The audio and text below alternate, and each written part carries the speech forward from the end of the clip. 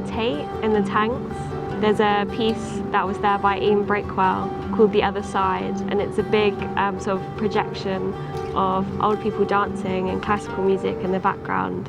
It's a very like still, subtle piece, but very large, and the space is very open and very like dimmed, just so you can focus on the sensory of the work.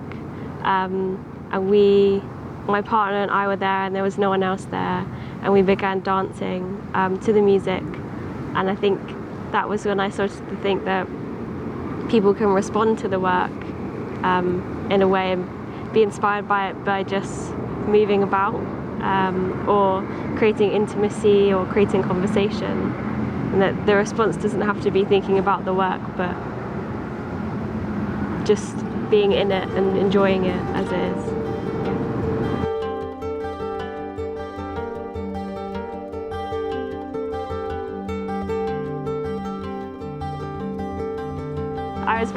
I grew up quite studious and intellectual, like wanting to learn, and I think art sort of allowed me to learn about anything in a way that I could research the psychology that I was struggling with and like learn about it and then respond through the work and share that with others. So I remember being sort of 8 or 9 and my art teacher showing us Duchamp's work, which is like a urinal, which is like one of the first pieces of contemporary artwork, and I felt like it was super interesting to me, and it was something that I really wanted to learn about, because I guess it was not like the test papers, it was kind of an open-ended question where I could keep learning about something.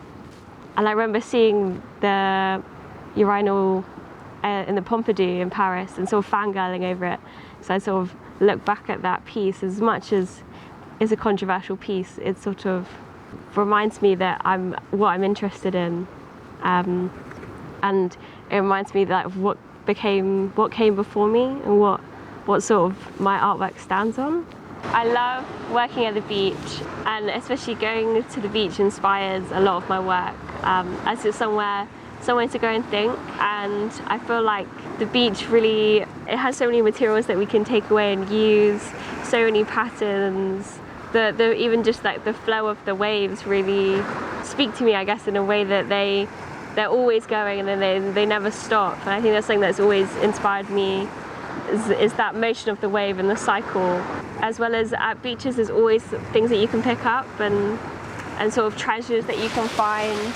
This beach, there's like a chalk that runs through it, so you can pick up the chalk and work with it. And I think that's really nice. And I think something that I do at the beaches in Portland is that I pick up the charcoal that's there, and then I have the found chalk and the found charcoal. I think the beach has so many resources for the work, which I think is completely free and is there and allows creativity to flow outside of the studio and outside of the sort of institutions, and it's just such a creative place for me.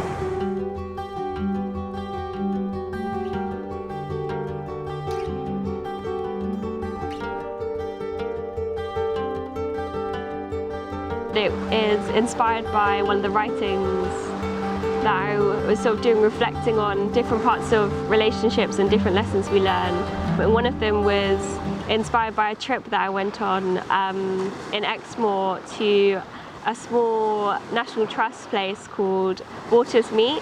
So you go down the valley and the waters meet there.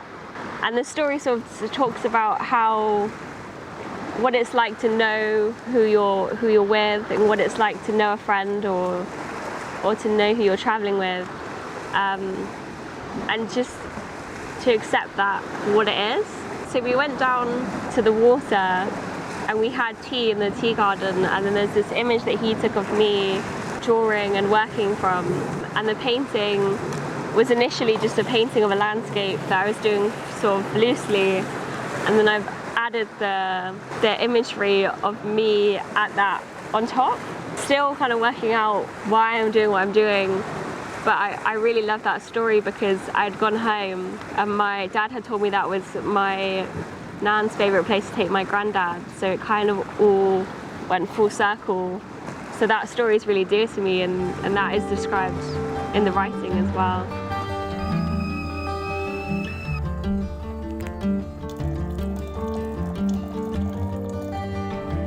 So a recent work that I made was called Sometimes You Have to Wait, Enjoy It. And it's a hand-drawn animation where I've drawn all the slides individually with graphite on tracing paper. And the animation follows a kettle boiling and you having to wait for the kettle to boil and then wait for the tea to brew. I wanted to find a way to pace ourselves in such a fast-paced city, in such a fast-paced world, that I wanted to take time to really draw out the tea process and calm down and just take that moment.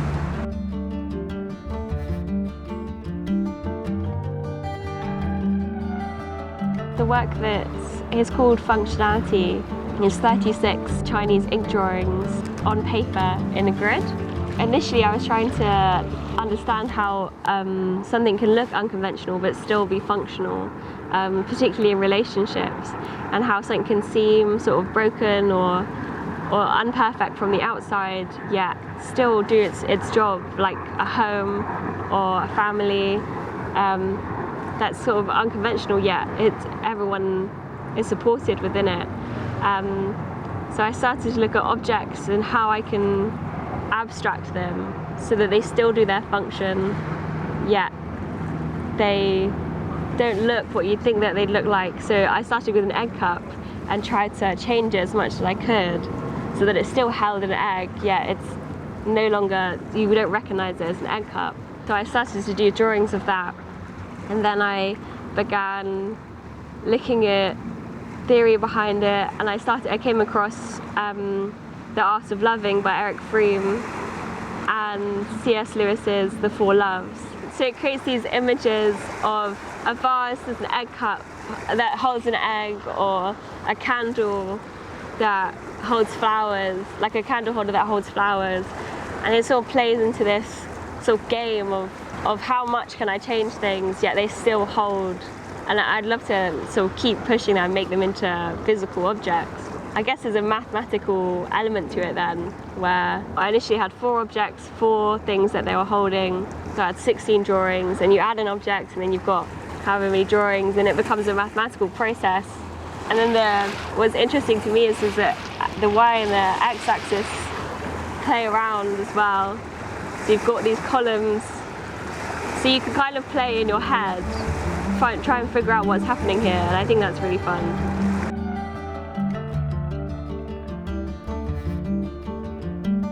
There's a series called Gifts from the Tide, where me and my partner will go to the beach. They kind of happen spontaneously and unplanned, and he'll start picking something up that he's found and moving it and playing with it and seeing how the wind plays with it and the waves play with it.